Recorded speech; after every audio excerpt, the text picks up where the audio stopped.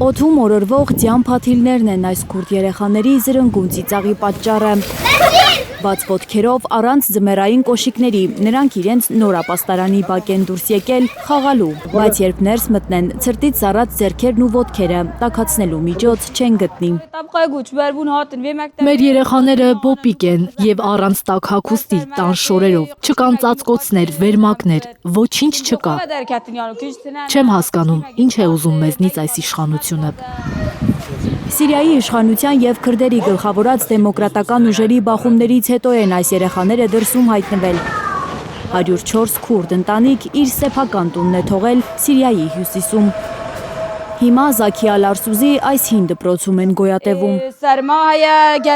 Մենք տեղահանվել ենք Ալ-Թաբքա քաղաքից այս դպրոց, պայմանները այստեղ սարսափելի են, ցուրտ է։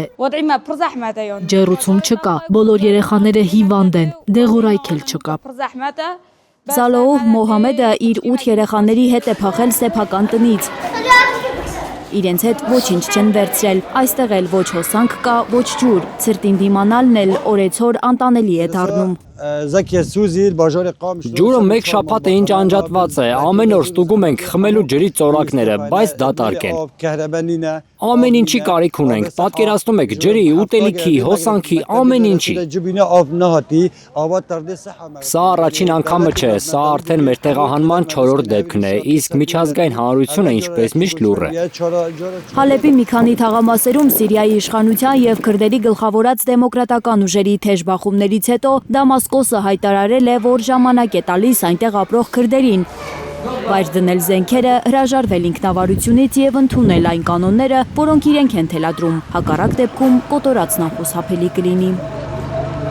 Աննա Գյուլնազարյան, Գագիկ Տերղազարյան, Հայրի համար։